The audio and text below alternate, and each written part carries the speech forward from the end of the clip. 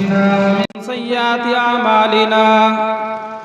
من يهده الله فلا مضل له ومن يضلله فلا هادي له ونشهد أن لا إله إلا الله وحده لا شريك له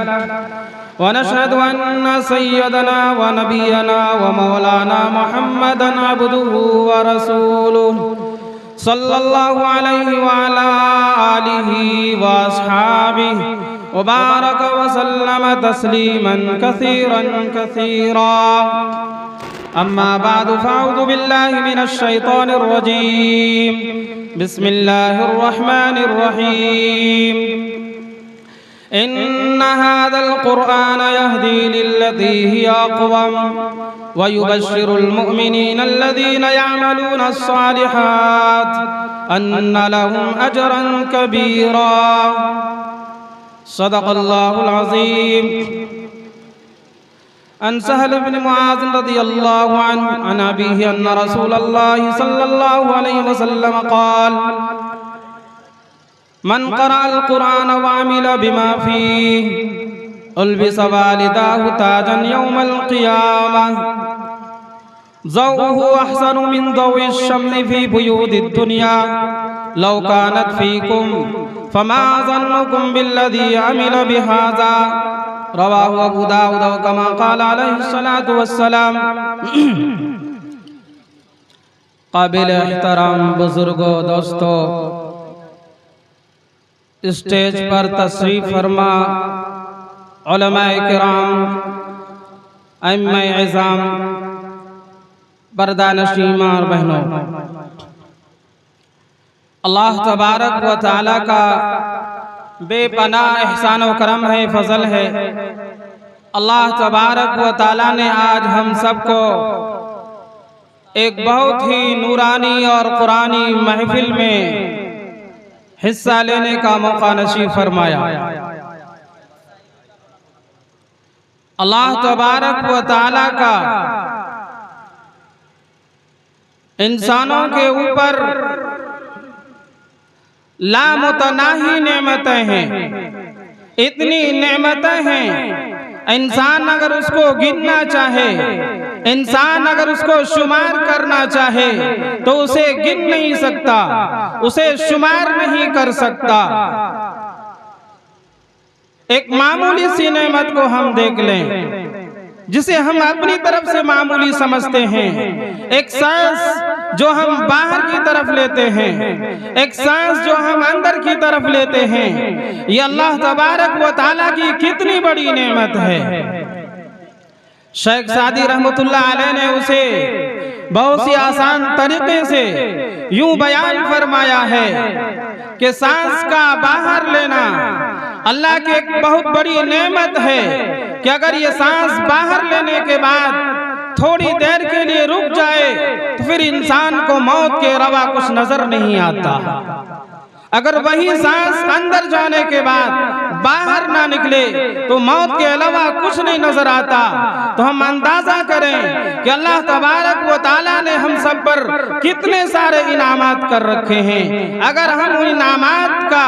شکر ادا کرنا چاہیں تو ہماری زندگی ختم ہو سکتی ہے، ہم موت تک پہنچ سکتے ہیں لیکن اس کا شکریہ ادا نہیں کر سکتے۔ لیکن ان تمام نعمتوں میں جو سب سے بڑی نعمت اللہ تبارک و تعالیٰ نے انسان کو دیا ہے وہ ایمان کی نعمت ہے۔ یہ ایسی نعمت ہے جو ہم سب کو بغیر محنت کے، بغیر کوشش کے، بغیر قربانی دیے ہوئے بنایا مل گیا ہے، باپ دادوں کے ذریعے سے مل گیا ہے۔ ہم اندازہ لگائیں اس ایمان کی حقیقت کا، اس ایمان کی اللہ علیہ اجمعین سے اس ایمان کی حقیقت معلوم کریں، بلال حبشی رضی اللہ عنہ سے اس ایمان کی معلوم کریں، خباب بن الحارث رضی اللہ تعالیٰ عنہ سے اس ایمان کی حقیقت کو معلوم کریں، مصعب بن عمیر رضی اللہ تعالیٰ عنہ سے کس طرح اس ایمان کو اپنے اندر لیا تھا اور کتنی قربانیاں پیش کی تھی۔ آج اسی قربانی کی بدولت ہم یہاں نظر آ رہے ہیں اور مسلمان نظر آ رہے ہیں، ایمان کی حالت میں نظر نظر آ رہے ہیں۔ آج کے جو محفل سجی ہے یہ قرآنی محفل ہے۔ آپ نے اس سے پہلے بہت سارے علماء کرام کا بیان سنا ہوگا۔ بیان کا مقصد صرف اور صرف یہی ہے کہ ہم اور آپ برائیوں سے نکل کر اچھائی کی طرف آ جائیں، غلط راستے سے نکل کر سیدھے راستے کی طرف آ جائیں، جس راستے کا اعلان قرآن کرتا ہے ان ھذا القرآن یہدی للتی ہی اقوم، کہ بے شک یہ قرآن اس سیدھے راستے کی طرف رہنمائی کرتا ہے، اس سیدھے راستے کی طرف لے جاتا ہے، جو راستہ خوشخبری سناتا ہے عمل کرنے والوں کو، جو راستہ خوشخبری سناتا ہے اس پر چلنے والوں کو۔ قرآن مقدس میں اللہ تبارک و تعالیٰ نے جائے بجا جگہ جگہ مختلف انداز میں مختلف صورت میں اللہ تبارک و تعالیٰ نے انسانوں کو اور بندوں کو سمجھایا ہے، اور انسان سمجھنے کی کوشش کرے تو ان کے لیے ایک اشارہ ہی کافی ہو جائے۔ اللہ تبارک و تعالیٰ نے اس نورانی مذہب کے اندر ہم سب کو جو بلایا ہے، ہم سب کو جو جمع فرمایا ہے، اس کا ایک بہت بڑا مقصد یہ ہے کہ ہمارے اندر اور ہمارے سوسائٹی کے اندر، ہمارے سماج کے اندر ایسے حافظ، ایسے قاری، ایسے علماء تیار ہوں جو امت کی صحیح رہنمائی کر سکے، جس امت کو اللہ کے نبی صلی اللہ علیہ وسلم نے خون جگر سے سینچا تھا، جس امت کو بڑی فکر کے ساتھ، بڑی محنت کے ساتھ اسے بنایا تھا، آج یہ امت اس راستے سے ہٹ کر کس راستے کو اختیار کر چکی ہے، اور اس راستے سے ہٹ کر کتنا دور پہنچ چکی ہے۔ وہ قرآن جو میرے نبی صلی اللہ علیہ وسلم کے سینے مبارک میں اتارا، وہ قرآن سب کا سردار ہے۔ اور میرے اللہ نے فرمایا کہ سارے گھروں کا سردار اللہ نے بیت اللہ کو بنایا، سارے کنویں کا سردار اللہ نے زمزم کے کنویں کو بنایا، سارے خوبصورتیوں کا سردار اللہ تبارک و تعالیٰ نے حضرت یوسف علیہ السلام کو بنایا، ساری آوازوں میں ساری آوازوں کا سردار اللہ تبارک و تعالیٰ نے حضرت داؤد کی آواز کو بنایا۔ اللہ تبارک و تعالیٰ انسانوں کو نوازنا چاہتے ہیں، اللہ تبارک و تعالیٰ انسانوں کو دینا چاہتے ہیں، انسان لینا نہ چاہے تو پھر یہ اس کا قصور ہے، یہ اس کی غلطی ہے، یہ اس کی غلط فہمی ہے، یہ اس کی ناسمجھی ہے۔ آج سمجھنے کی ضرورت ہے، اپنے آپ کو اس راستے پر لانے کی ضرورت ہے کہ جس ایمان والے سے اللہ تبارک و تعالیٰ نے نہ جانے کیسے کیسے وعدے کیے ہیں۔ ہم مختصر انداز میں 2 منٹ کے اندر اپنی بات کو ختم کرتے ہیں کیونکہ بہت زیادہ ٹائم نہیں دیا گیا ہے۔ ہم بتاتے ہیں کہ ہماری ایمان کی حقیقت کیا ہے، ہمیں اس کے بعد کیا ملنے والا ہے۔ حدیث کے اندر آتا ہے اللہ تبارک و تعالیٰ کل قیامت کے دن سب سے ادنا جو جنتی ہوگا،